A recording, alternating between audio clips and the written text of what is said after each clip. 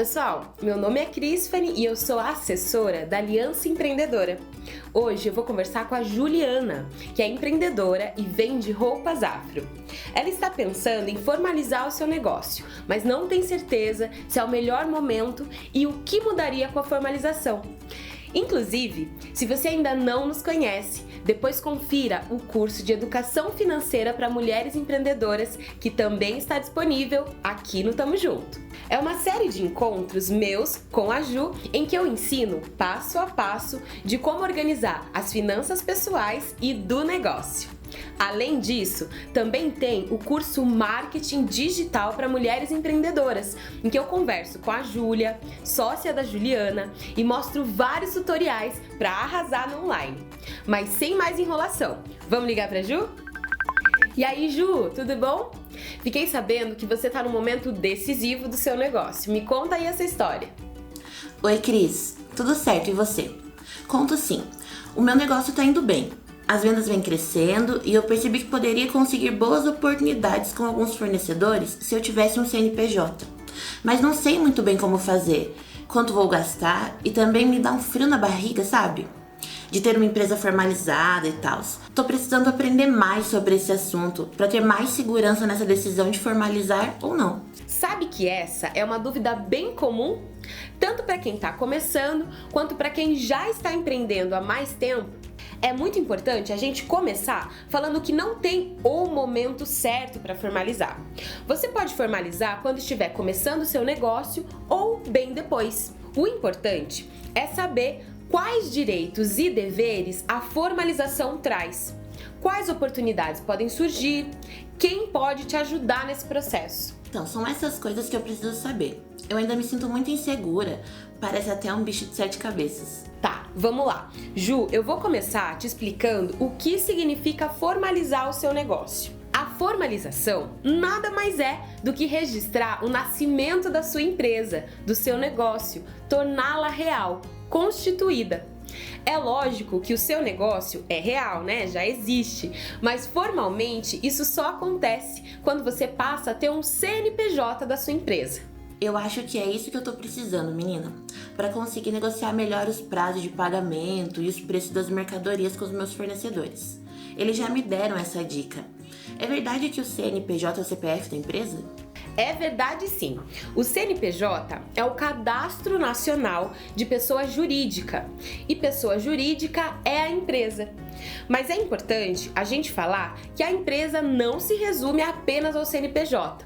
Precisamos falar também sobre classificação e enquadramento empresarial, em que o objetivo é determinar as obrigações fiscais e tributárias, buscando a melhor estratégia para o recolhimento dos impostos.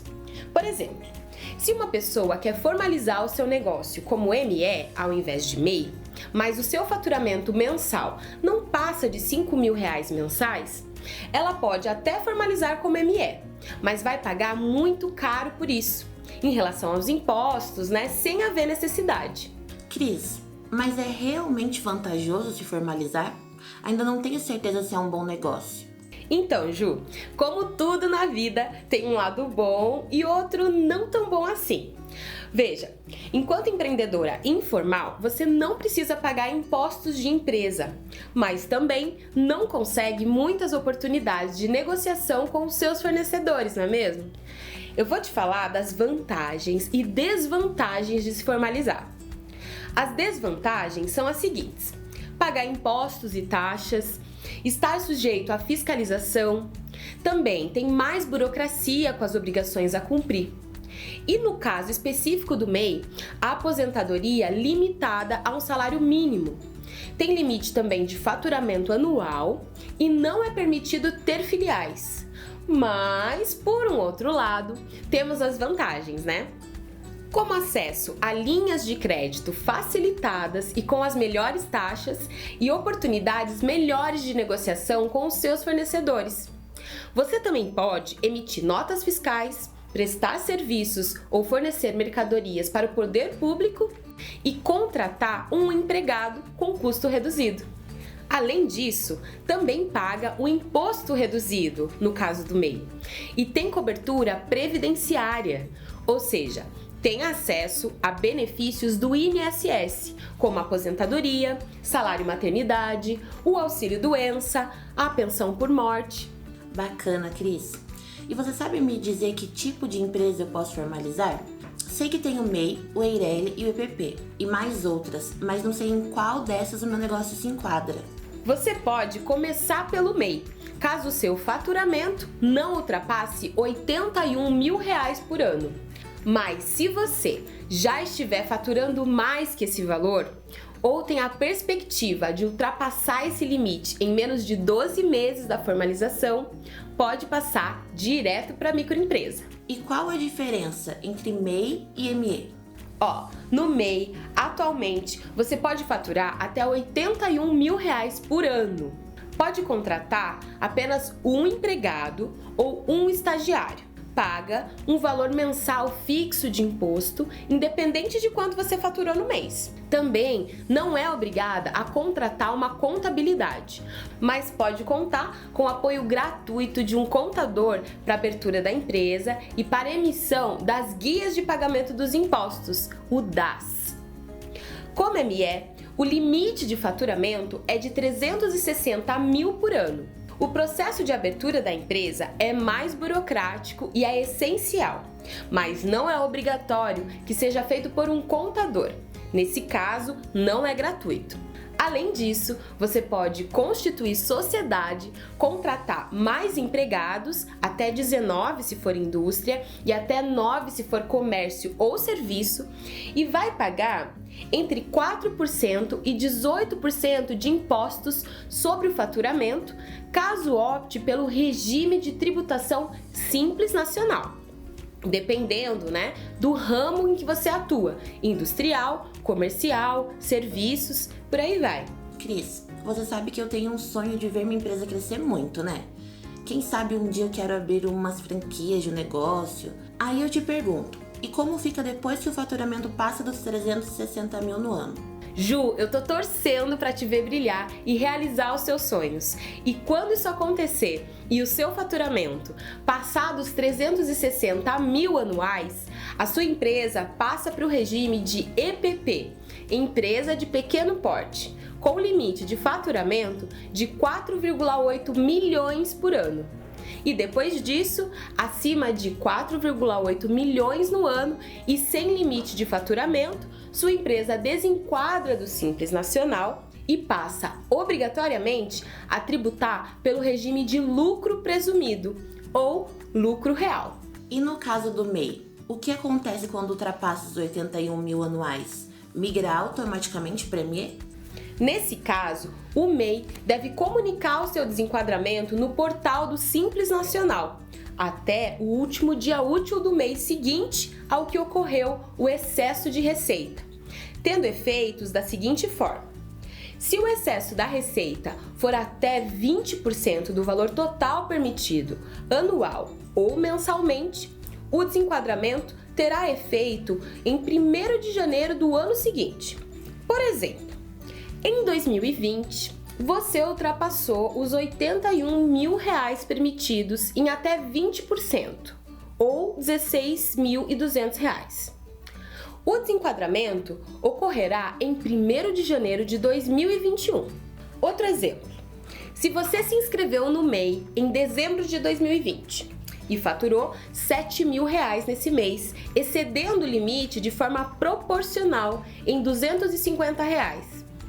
Nesse caso, também desenquadra em 1º de janeiro de 2021.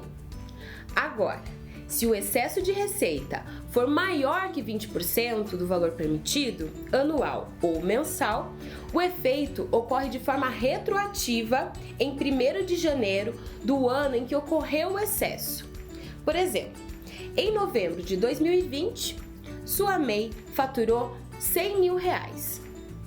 Logo, o desenquadramento ocorre em 1º de janeiro de 2020. Nessa segunda hipótese de ultrapassar 20% do limite permitido, caso a sua MEI tenha sido registrada após o 1º de janeiro, o desenquadramento ocorrerá também de forma retroativa, mas até a data de abertura da sua MEI. E ao desenquadrar, deverá pagar os impostos de acordo com a nova modalidade. Ah, entendi. Então eu tenho que ficar atenta ao meu faturamento para ver se eu continuo ou não me enquadrando no tipo de formalização que estiver. E Cris, você pode me explicar melhor o que é esse Simples Nacional, lucro presumido e lucro real? Claro, Ju, vamos lá. Todos os três são regimes de tributação, ou seja, a forma como são calculados os impostos ou tributos das empresas. O Simples Nacional, como o nome já diz, é um regime simplificado que une vários tributos em uma única guia de pagamento, o DAS, Documento de Arrecadação do Simples. Essa é a guia de pagamento dos tributos do Simples Nacional. Abrange micro e pequenas empresas cujo faturamento não pode ultrapassar 4,8 milhões por ano.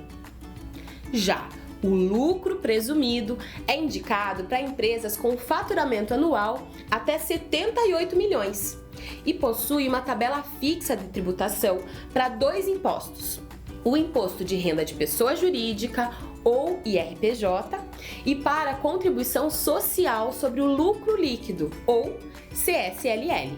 E tem também o lucro real, que é aquele em que os impostos incidirão sobre o lucro obtido no período. Portanto, quanto maior o faturamento, maior a tributação. Mais impostos você vai ter que pagar. Nesse caso, não possui limite de faturamento. Cris, muito obrigado por todas essas informações. Suas orientações me deixaram muito mais segura para seguir no processo de formalização e com a certeza de que terei muito mais oportunidades com o meu negócio formalizado. Ju, eu que agradeço a sua participação. E você que está aí nos assistindo, não perca o nosso próximo vídeo, pois preparamos um passo a passo de como se formalizar como MEI.